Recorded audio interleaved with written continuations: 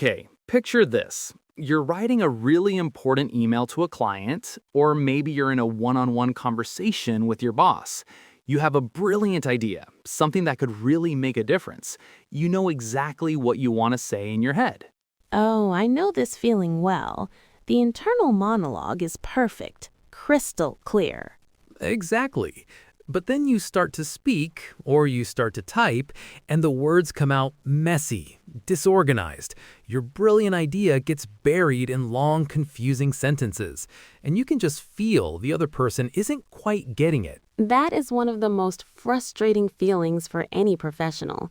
You know your idea is smart, you know your English vocabulary is good, but your point just doesn't land.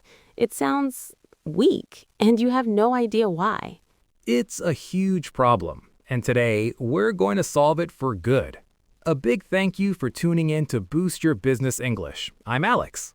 And I'm Chloe, and today we're sharing the single most important lesson for sounding clear, confident, and professional in any business situation. And here's a hint. It has almost nothing to do with learning more vocabulary. That's the big secret, isn't it? This is the turning point for so many learners. Most non-native speakers believe the key to sounding professional is learning more idioms and complex words. But it's not. It's about structure. Here's the rule. If your structure is clear, people think your English is excellent, even with a few small grammar mistakes. But if your structure is unclear, people think your English is weak, even if your grammar is absolutely perfect. It's a complete game changer when you realize this. So today, we're giving you a universal structure for clear communication. And make sure you stay with us to the end because we're saving one of the most versatile and powerful professional phrases for last. Once you hear it, you'll find yourself using it every single day. Okay, so let's get into the secret weapon. We call it the power structure. It's an acronym, POWER. And you can use this for emails, presentations, quick updates on Slack, difficult conversations, literally any time you need to communicate a clear and logical point. All right, break it down for us, Chloe. What does POWER stand for? It's beautifully simple. P is for point. Start with your main idea, right at the top. O is for opinion. What do you think about it? W is for why. Why do you have this opinion? E is for example. Give a specific example to support your logic. And finally, R is for repeat. Repeat your main point to conclude. Point, opinion, why, example, repeat. I love it because it's a roadmap for your listener. You're not forcing them to do the hard work of understanding you. You're guiding them through your thinking, step by logical step. Exactly. It makes you sound confident and organized. Let's make this super practical. Let's start with an email. So many people struggle to write clear, professional emails. Totally. So imagine you need to ask your project manager to change a deadline.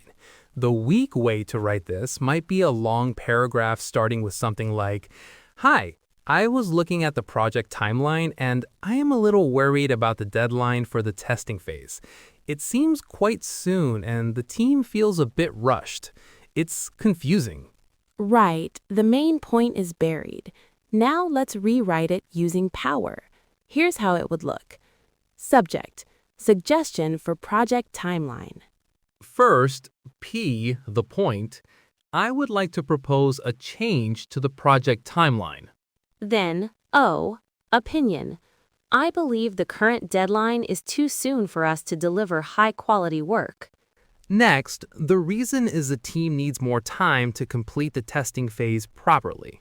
For example, the testing phase on our last project took 3 weeks, but the current plan only allows for 1 week. And finally, R, repeat the point. Therefore, I recommend moving the deadline to May 30th. See? Clear, professional, easy to understand and approve. It's undeniable, and it works just as well when you're speaking. Let's do a live role play. Imagine you're giving a presentation, Alex, and I ask you a really difficult question from the audience. And so that concludes my presentation on our European growth strategy. Are there any questions? Yes, thank you. You've talked a lot about Europe, but you haven't mentioned Asia at all. Is your company simply ignoring the entire Asian market? That's a very good question. Yes, we are absolutely planning to expand into Asia. In fact, we think this is a major opportunity for the business. The market there is growing at an incredible rate. For instance, our initial market research shows our sales in Asia could increase by 35% in the first year alone. So yes, Asia is a very important part of our future growth plan. So good. Using that structure, you sounded completely confident and in control. Even with a challenging question, you had a framework to fall back on. It gives your brain a moment to organize your thoughts. Starting with, "That's a good question," buys you a few seconds to structure your answer using POWER. It's a lifesaver. And if you're finding this kind of practical advice useful, this is exactly what we do every single week. So if you haven't already, take a second to hit that subscribe button so you never miss an episode. Definitely. We have a whole back catalog of episodes on things like negotiating and networking, so feel free to explore the channel after this. Okay, so everyone now has the power structure. That is the framework. Now let's give you the tools to use inside that framework. These are the key phrases that make your English sound professional and natural. This is the next big step. We've identified the 10 most important phrases in business English. If you master these phrases and the power structure, you can handle almost any professional situation. We're going to do this in a special way we call hear, repeat, and learn. I'm going to say the phrase. We want you, the listener, to actually say it out loud with me. Then Alex will explain briefly how to use it. Ready? Let's go. In my opinion. Repeat with me. In my opinion. Perfect for the O part of power. It's simple, direct, and professional. The reason is. This is your transition to the W or Y part of the structure. It signals you're about to explain your logic. For example. Your key phrase for the E, empower. It tells people you are about to provide evidence. What I mean is. This is so useful if you see people look confused. It shows confidence to re-explain your point clearly. The important point is. Great for bringing everyone's focus back to your main message, especially in a long explanation. I'm not sure I agree. Repeat. I'm not sure I agree. This is much softer and more professional than saying you're wrong. It opens a discussion instead of starting an argument. I would suggest. Repeat. I would suggest. Another polite and professional phrase. It offers an idea without sounding too aggressive or demanding. Sorry, can I add something? Essential for any fast-moving conversation. It allows you to enter the discussion respectfully. Let's move on to. Repeat. Let's move on to. A great phrase for showing efficiency and keeping a conversation on track.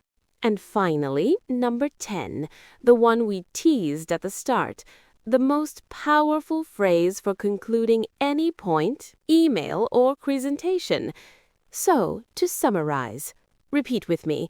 So, to summarize. This is the phrase, why is this one so incredibly powerful, Chloe? Because in business, people are busy and have short attention spans. When you say so to summarize, you're telling your listener, this is the most important part. Pay attention now. It shows leadership and ensures your main message is the last thing people hear. It's the perfect way to end any structured communication. That's a brilliant insight. It brings everything to a neat, memorable conclusion. So now it's your turn to practice. We're going to give you a very common business question. We want you to pause this episode and try to answer it out loud using the power structure. Don't worry about perfect grammar, just practice the structure. Okay, here is the question. Should companies allow employees to work from home? Think about it. What is your point? Your opinion? Why? Can you give an example? And how would you repeat your point? If you can do that, you are ready to communicate clearly in any business situation. And if you want to master these skills even faster, we've put together an amazing free resource for you. It's our Essential Business English Guide. It is packed with checklists, more professional phrases, and tons of examples you can use today.